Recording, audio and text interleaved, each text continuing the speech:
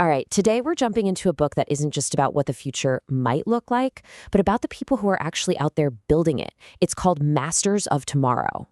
And right out of the gate, it's so clear who this book is for. If you're someone who looks at the world and thinks, I can make that better, or if you're constantly tinkering, creating, dreaming, yeah, this is for you. Okay, let's just pause on this for a second, because this one sentence is really the heart of the whole book. It's this powerful idea that the future isn't some far off thing that just happens to us. Nope.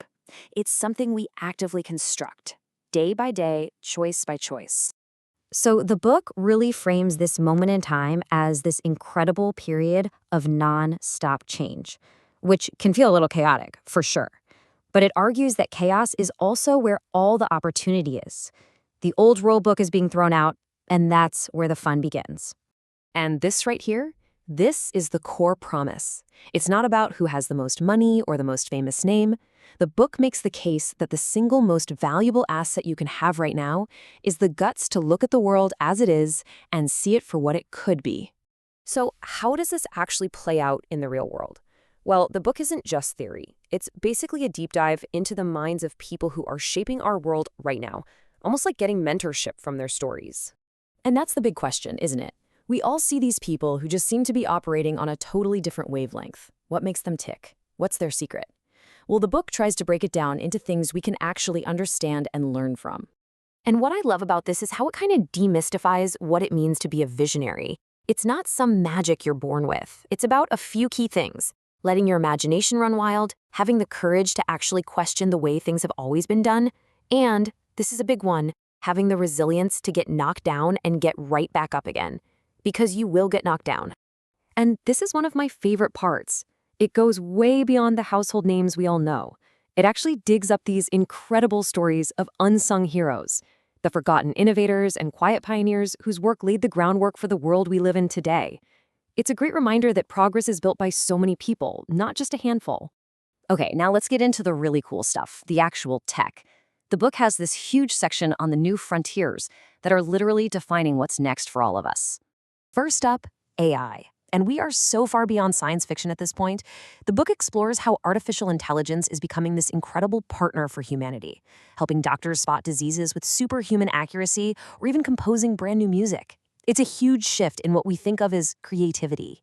And then you have the absolute revolution going on in healthcare.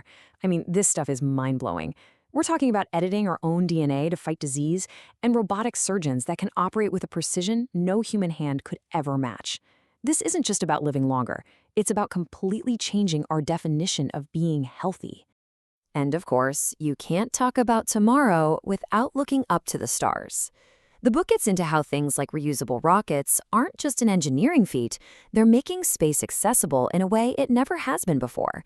It really captures that incredible drive to explore, to build, and to figure out what our future looks like beyond this planet. So after all these incredible stories and mind-bending technologies, the book brings it all back home. It asks, okay, how do you take all this and actually apply it? How do you become a master of tomorrow? And it hammers this point home again and again. An idea is just an idea.